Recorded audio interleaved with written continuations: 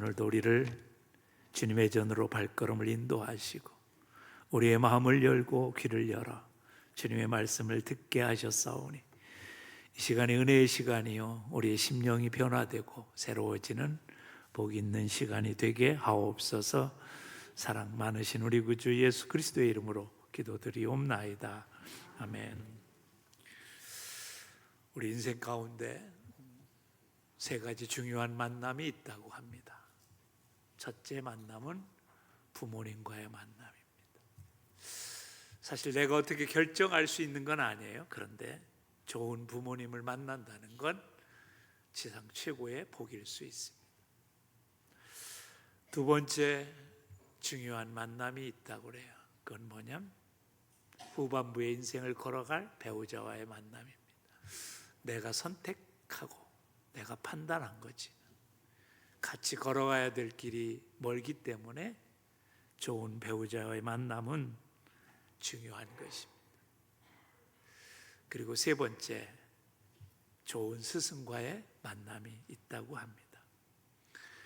스승을 잘 만난다는 건 그 사람의 인생을 바꿀 중요한 만남이지요. 제가 어떤 책을 읽었더니 그 책에 이런 얘기가 있더라고요. 수많은 사람들이 좋은 스승님을 만나서 자기의 인생이 바뀐 것에 대한 수필을 써놓은 걸 봤습니다. 많은 사람이 인생을 바꾼 중요한. 어떤 사람은 좋은 스승을 만나서 좋아졌고 어떤 사람은 나쁜 스승을 만나서 인생의 길이 어긋난 경우를 보게도 됩니다. 그래서 우리는 학교를 다닐 때 여러분 기억하지만 5월이 되면 어린이날, 어버이날 그런 다음 스승의 날이라는 걸 하게 됩니다. 기억하세요? 스승의 은혜는 하늘 같아서 우러러 볼수록 높아만 지네. 참되거라 바르거라 가르쳐 주신 스승은 마음의 어버이시다. 아 고마워라 스승의 사랑, 아 보답하리 스승의 은혜. 얼마나 그 마음 가지고 부른 적 있어요? 사실 저도 오랜만에 스승에 대한 설교를 하게 되는 것 같아요. 근데 스승의 날을 사회는 5월 15일로 정합니다. 왜 5월 15일로 정했냐? 그래서 어떤 사람은 2월로 바꾸자, 뭐 계약할 대로 바꾸자 그런 사람도 있어요.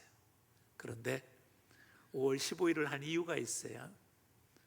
5월 15일이 우리나라 최고의 조상 중에 하나인 세종대왕의 생일날입니다. 우리에게 한글을 창조해서 훈민정음이라는 걸 창조해서 한글을 가르쳐 주셔서 문맹을 없애주셨어요. 사실 옛날에 사대부 집안은 다 한문을 썼어요. 근데 여러분들 다 족볼 테면 양반이라고 할지 모르지만 죄송합니다만 조선시대 양반은 10%에 불과했어요. 여기도 90%는 다 모르는 쌍놈이었어. 너무 그거 뭐 또 자괴하지도 마요. 중요한 건 뭐냐면 그분이 백성들을 위해서 추구기를 만들고 해시계를 만들고 그 밖에 많은 농사법을 만들어서 백성들을 편하게 했기에 우리 조상 중에 가장 좋은 스승이 누굴까? 세종대왕이다. 그래서 1965년도부터 15일을 스승의 날로 정하고 지키게 됐다고 합니다. 사실 그래요. 인생을 살펴보면 좋은 스승 하나 만난 것이 우리에게 복이 됩니다. 저도 남승순이라는 초등학교 3학년 때까지 저는 공부를 별로 못했습니다. 근데 그 남승순 선생님을 만나고 다음부터 제가 갑자기 우등생이 됐어요. 그분이 저를 가르쳐 주시고 저를 해서 이름도 안 잊어버려요. 그래서 제가 그때부터는 학교에서 늘 누구 공부 잘하는 애 그렇게 될 수 있었던 건 초등학교 3학년 때 남승순 선생님 덕분입니다. 좋은 스승의 예는 많아요. 어떤 한 여인이 있었어요. 가난하고 불행했어요. 어머니는 어렸을 때 돌아가시고 하나 있던 동생도 죽었어요. 아버지는 알코올 중독자라 얘를 돌보질 않아 친척집을 전전해야 됐어요. 그래서 너무 비관이 됐는데 그 중에 또 안질이 걸려 앞을 못 보게 됐습니다. 너무 비관해서 어린 소녀였던 그는 자살을 2번이나 시도했지만 죽지 못했어요. 그러다가 바라바야라는 신부를 만났습니다. 그리고 그에게 예수님에 대한 얘기를 들었어요. 그리고 그가 거기서 예수님이 너를 위해서 십자가에 죽으셨단다. 그리고 아직도 너를 사랑하시고 너를 향한 계획이 있어. 너는 소중한 거야. 그 말씀을 듣고 그의 심령의 변화가 일어나서 예수님을 믿게 되고 그리고 자기를 향하신 하나님의 뜻을 찾게 됐습니다. 명학교에 들어가 6년 동안 열심히 공부해서 최우수상을 받고 졸업을 하게 됐습니다. 근데 마침 신문사에서 좋은 사람들을 향한 개안 수술을 했는데 수술하면 고칠 수 있는 병이라 수술을 함으로 말미암아 눈을 뜨게 됐어요. 그는 그 모든 것이 하나님의 은혜라고 생각하고 내가 남은 삶은 정말 나같이 불행한 사람들을 위해서 살아가야 되겠다 생각하고 있을 때 갑자기 한 요청이 들어왔습니다. 보지도 못하고 듣지도 못하고 말하지도 못하는 한 어린 소녀가 있다는 거예요. 그 소녀를 위해서 가정교사가 되어달라. 그는 기꺼이 가서 그의 선생님이 됐고 그를 40여 년간 가르치며 세계의 모든 사람들을 감동시키는 헬렌 켈러라는 위대한 인물을 만들어냈습니다. 필라델피아에 템플 대학이라고 있는데 거기서 헬렌 켈러에게 박사학위를 수여하면서 그 위원들이 모였습니다.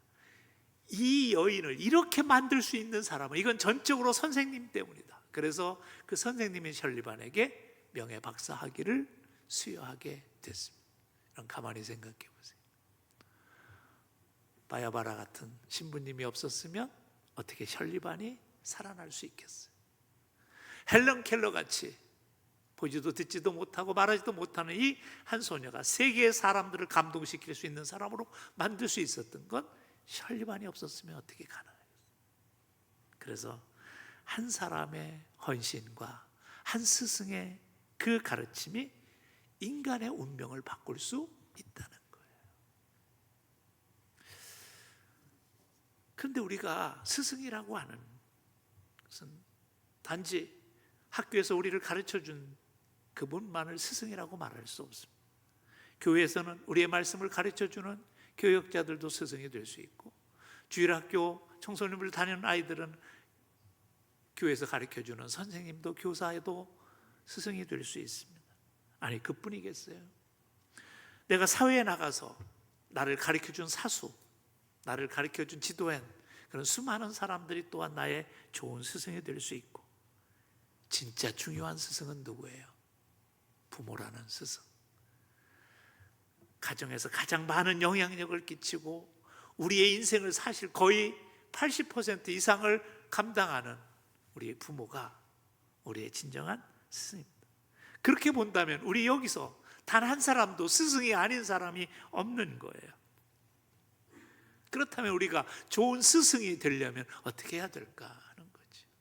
오늘 본문 14절에서 내가 주와 또는 선생이 되어 주님이 우리의 선생이 되어 주신다. 그렇게 말씀하십니다. 선생님이시다. 그래요.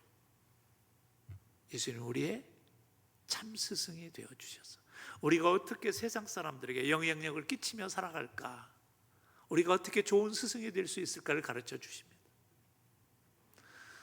우리 예수님은 이런 말씀을 하셨어요. 너희는 세상의 빛이요 소금이다. 이건 무슨 말일까요?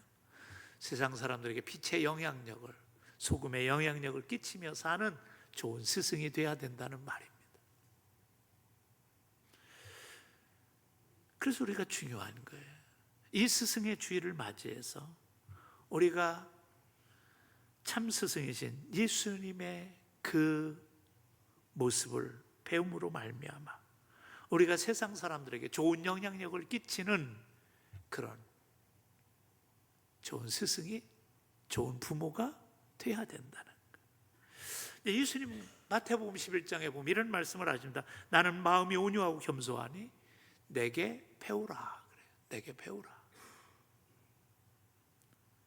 주님은 우리를 초청하시면서 우리 위하여 배우길 원하세요. 주님은 그냥 말로 가르친 것이 아닙니다. 제자들을 3년 동안 같이 동고동락하시면서 먹고 자면서 제자들을 가르치셨습니다. 그래서 중요한 게 있어요. 우리가 정말 주님의 참 제자가 되려면,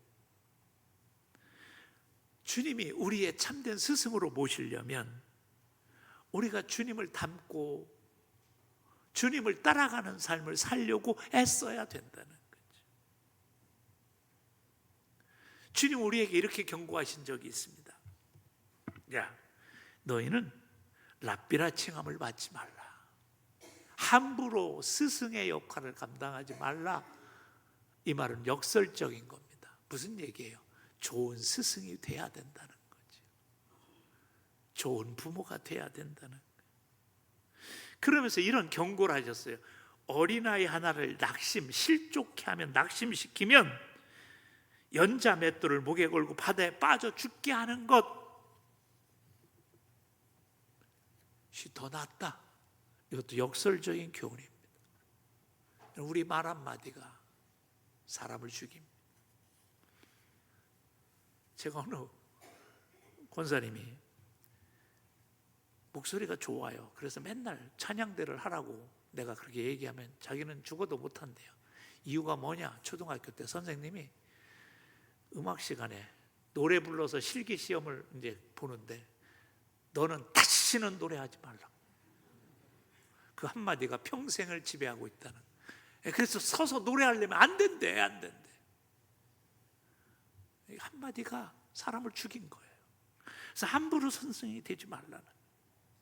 그래서 어떻게 반대적으로면 스승이 되지 말라는 얘기? 아니요, 좋은 스승이 되라는 거예요. 그래서 우리가 스승의 주일을 맞이해서 우리가 좋은 스승이신 예수님을 배우고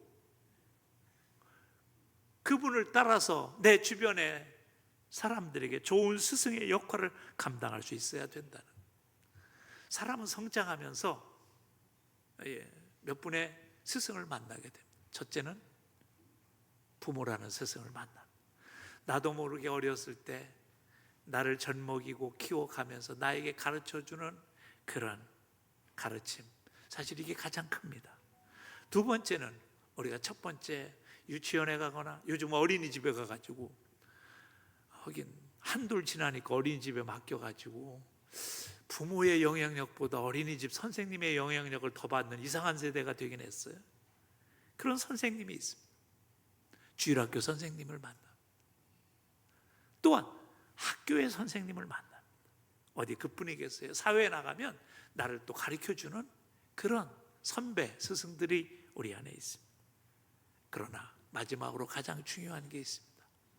내 영혼을 평안케 하고 나를 영원한 천국으로 인도하는 우리의 스승님 예수님이 계시다는 거죠.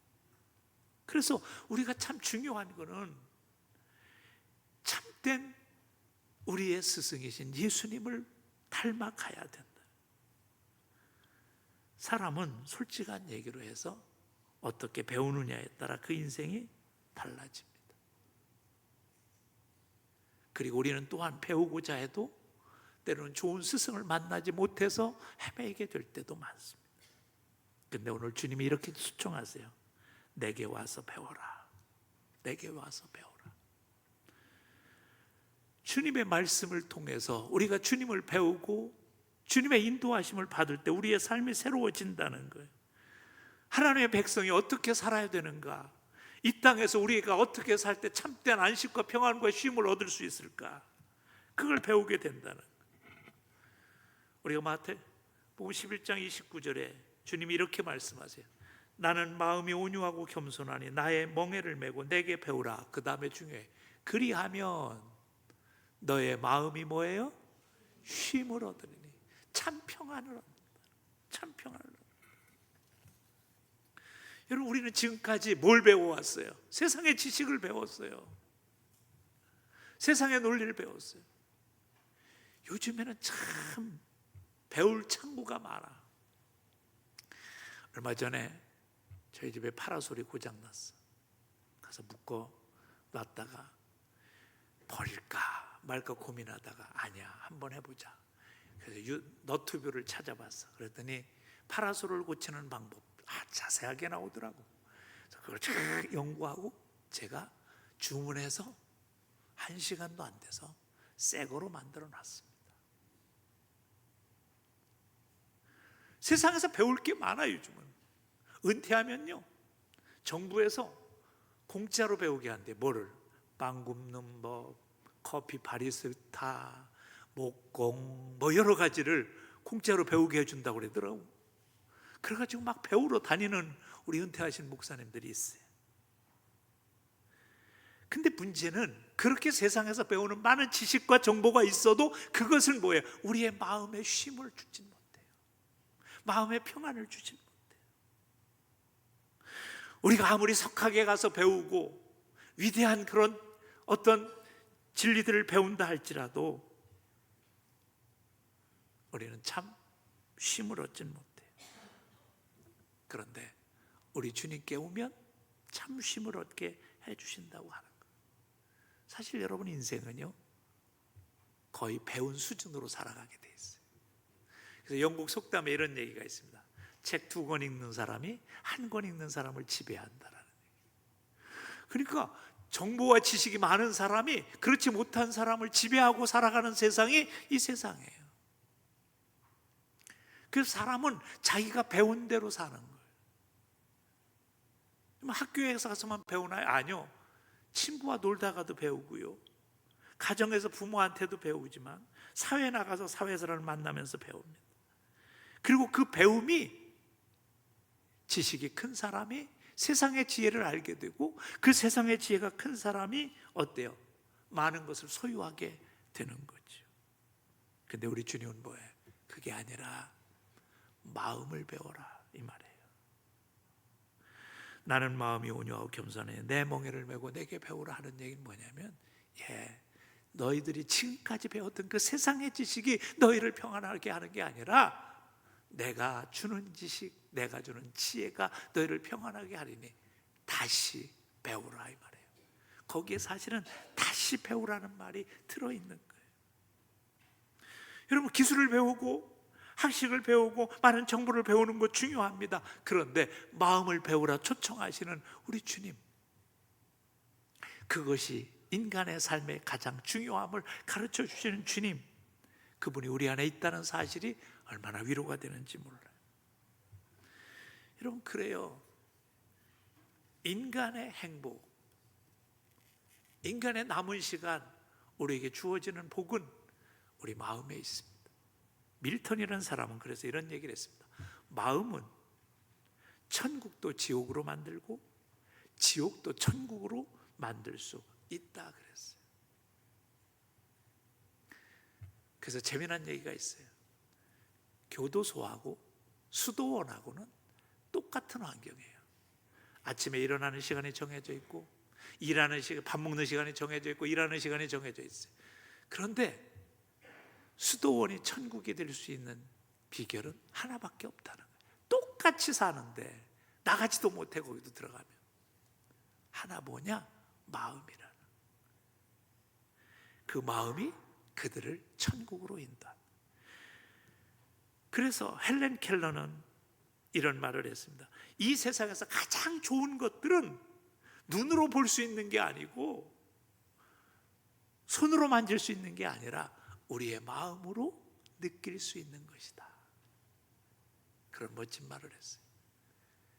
윌리엄 제임스라는 사람은 이런 얘기를 했습니다. 우리 세대의 가장 큰 위대한 발견, 우리 인생을 살아가면서 가장 위대한 발견은 인간이 자기 마음의 자세를 바꿈으로 인생을 바꿀 수 있다는 사실을 발견하는 것이다. 전 여러분 오늘 이게 발견되길 주님의 이름으로 축복합니다. 내 인생이 주어진 환경 때문에 힘들고 어렵고 막 괴로운 게 아니라 여러분의 마음이 주님의 마음을 배움으로 말미암아 참된 천국이 이루어진다는 사실 배울 수 있길 바랍니다. 여러분, 우리가 태어나는 성격이 있어요. 참 재미난 얘기가 있지요. 뉴욕에서 28명을 살해한 인간이 전교의자에 앉아서 사형을 받게 됐어요. 마지막 한마디 해보라고 그러니까 뭐라고 그랬는지 아세요? 나는 지금까지 남을 해롭게 한 적이 없다. 난 착하다 그랬어요.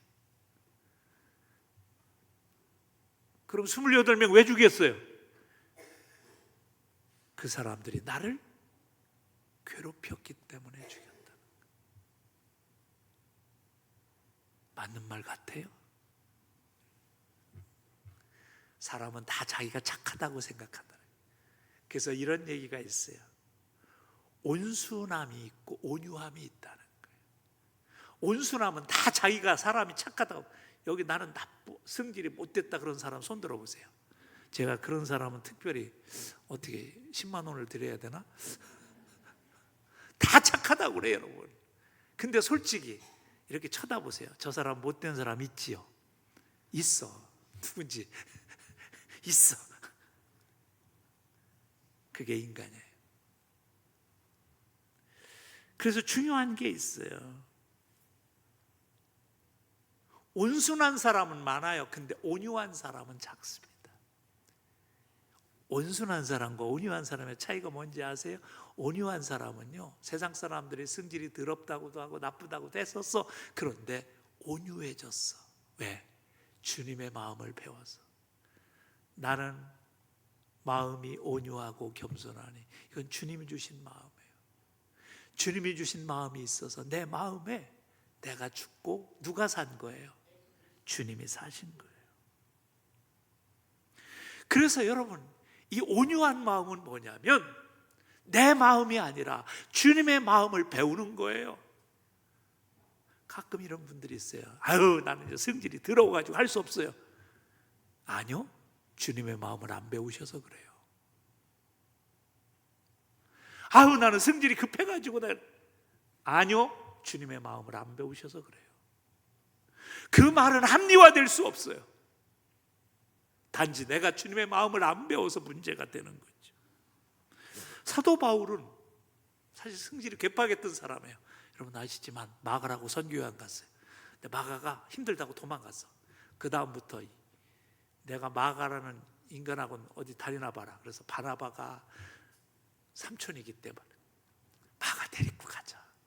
자기의 스승인 바나바한테도 싸웠어요.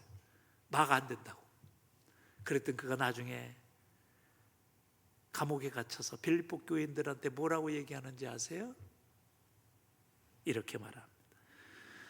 빌립보서 2장에 너희 안에 이 마음을 품으라. 곧 그리스도 예수의 마음이니 그는 근본 하나님의 본체시나 하나님과 동등됨으로 취할 것을 여기지 아니하시고 오히려 자기를 비워 종의 형체를 가져 사람들과 같이 되었고 사람의 모양으로 나타나사 자기를 뭐예요? 낮추시고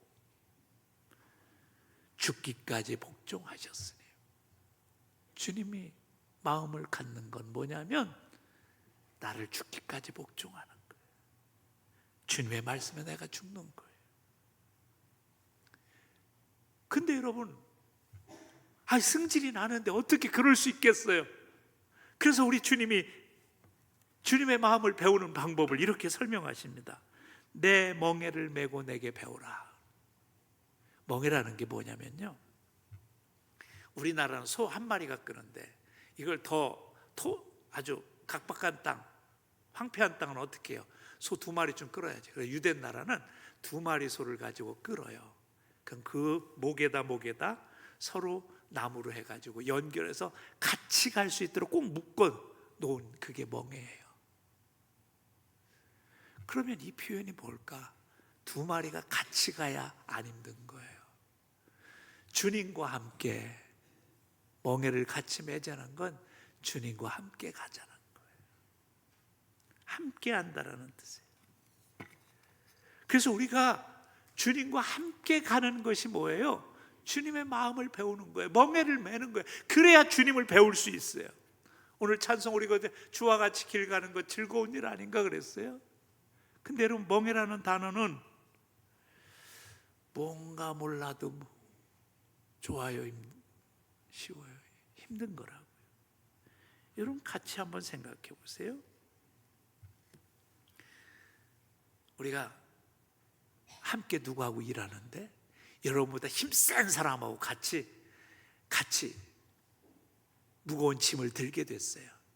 그러면은 그 사람이 어떻게 하느냐에 따라 여러분이 어때요? 힘들 수도 있고 힘들지 않을 수도 있어요. 주님이 멍에를 매자는 건 이거예요. 내가 들어줄 테니 너도 같이 들자, 그거예요. 그래서 주님이 뭐라고 말씀하시냐면 이렇게 말씀하세요. 멍에는 힘든 거라고 생각하는데 아니야, 내가 주는 멍에는 쉽고 그 짐은 가볍다. 왜 그런 거예요? 주님과 함께 하시면 주님이 들어주시겠다는 거예요. 주님이 함께 하시면 쉽는 거예요. 그래서 사도 바울이 이걸 하나 딱 차리고 뭐라고 그랬어요? 우리가 거듭나는 것, 우리가 주님을 믿는 것이 뭐냐면 나는 십자가에 죽어지고 이제 내 안에 누가 사는 거예요? 예수님이 사는 거라는 거예요. 그래서 우리의 문제는 뭐냐면 나가 죽어지지 않고 내가 살아있기 때문에 문제지, 내가 죽어지고 주님이 내 앞에 서면 삶이 바뀐다는 거예요. 삶이 새로워지는 거예요. 여러분, 솔직히 세상에 살면서 가장 힘든 게 뭐냐면 마음이 안 맞는 거예요. 하나님이 보시기에 좋았더라, 그래서 가정을 이뤘어.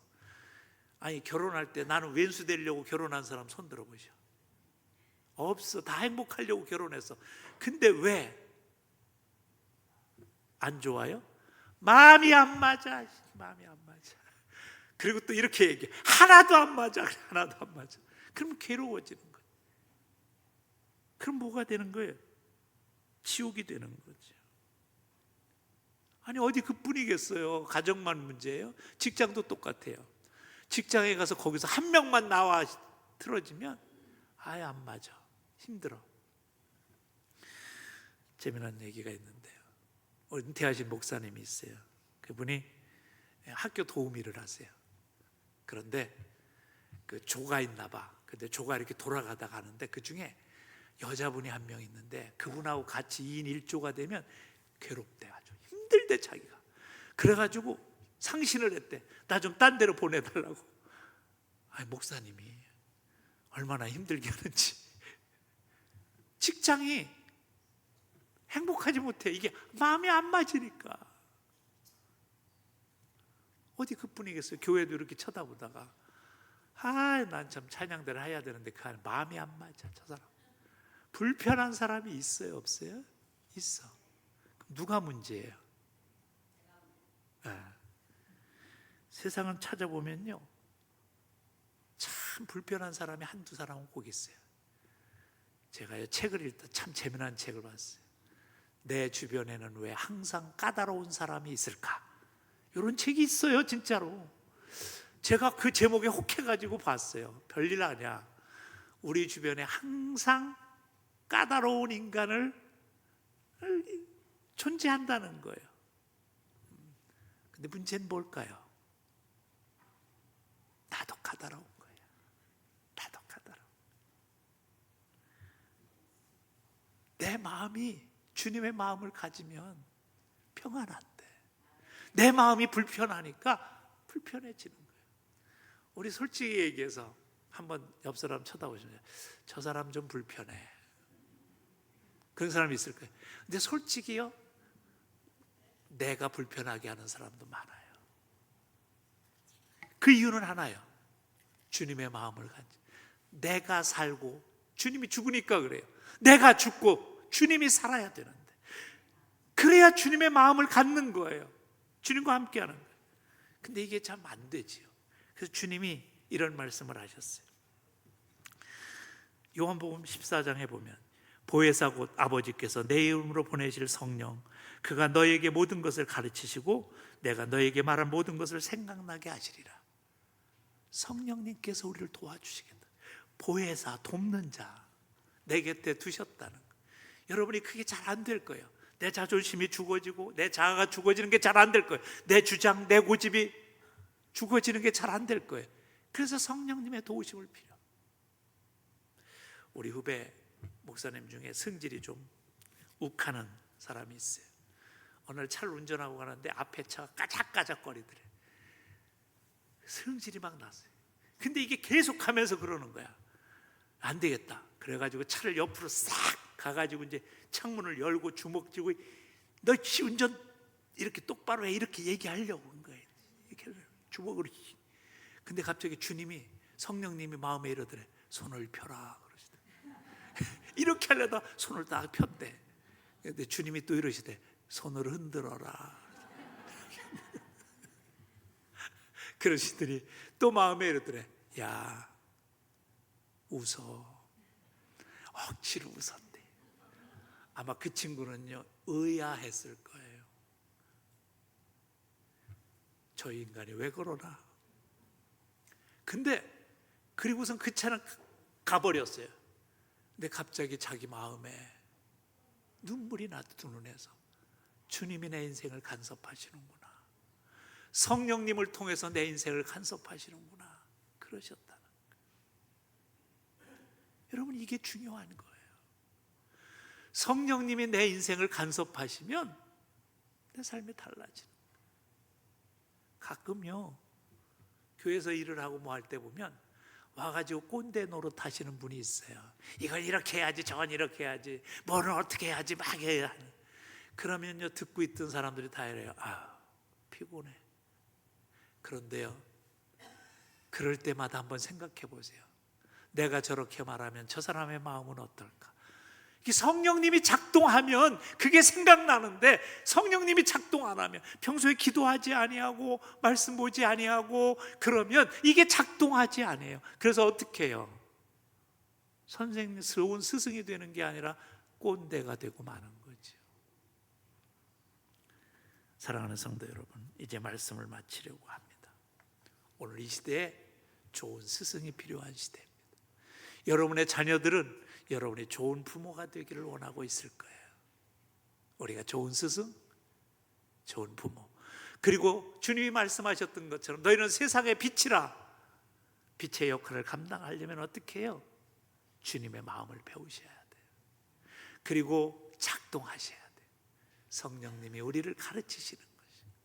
그래서 저는 여러분이 세상을 살면서 정말 여러분을 향하여 나는 참 좋은 사람을 옆에 뒀다, 좋은 스승님을 두고 있다고 고백하는 사람이 있어지기를 주님의 이름으로 축복합니다.